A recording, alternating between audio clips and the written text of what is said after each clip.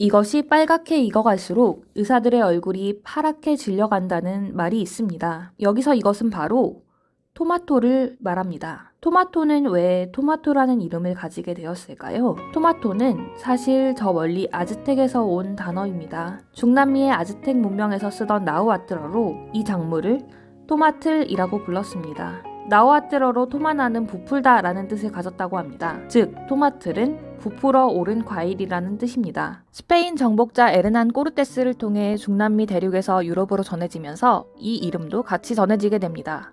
그래서 유럽에서 토마토를 뜻하는 단어는 다들 비슷비슷합니다. 그런데 이탈리아에서는 토마토를 토마토 대신 포모도로라고 부릅니다. 우리에게 익숙한 포모도로 스파게티는 토마토 스파게티라는 뜻입니다. 왜 이탈리아에서는 토마토 대신 포모도로라는 이름을 쓰게 되었을까요?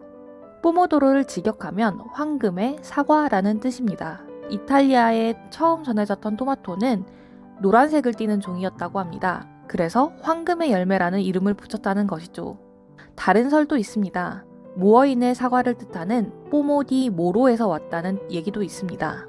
북아프리카에서 사는 이슬람계인들을 모어인이라고 불렀는데 그들을 통해서 당시에로서는 핫한 신문물들이 많이 전파됐기 때문에 토마토도 그들이 갖고 왔겠거니 하면서 그렇게 불렀다는 추측입니다. 우리나라로 치면 호주머니, 호떡, 호두처럼 중국에서 들어온 신문물을 오랑캐를 뜻하는 호라는 글자를 붙여서 장명했던 것과 비슷한 것입니다. 호 말고도 오랑캐를 뜻하는 남만이라는 한자가 있습니다. 풀어서 쓰면 남쪽의 야만이라는 뜻입니다.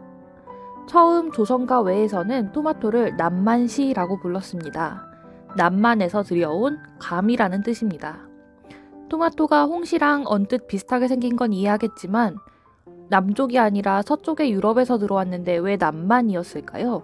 16세기에 유럽 국가들은 동남아시아를 통해서 일본과 교역을 하였습니다. 그 과정에서 일본에서는 유럽인들도 남만이라고 부르게 된 것입니다. 우리가 입는 남방 셔츠, 그리고 일본 요리 치킨 남반도 이 남만의 일본어 발음에서 유래한 것입니다. 즉, 서양에서 들여왔다는 뜻이죠. 다시 토마토 얘기로 돌아와서 마지막으로 토마토의 학명은 솔라눔 리코페르시쿰입니다. 라틴어로 풀면 늑대의 복숭아라는 뜻입니다. 토마토는 유럽에 들어오고 나서 200년 동안이나 독으로 여겨졌습니다. 미지의 세계였던 중남미에서 온 낯선 열매인데다가 같은 가지과인 독초 벨라돈나, 맨드레이커와 비슷하게 생겼기 때문입니다. 마녀와 늑대인간에 연관된 부정한 열매라고 생각했기 때문에 늑대의 복숭아라는 이름을 붙인 것입니다.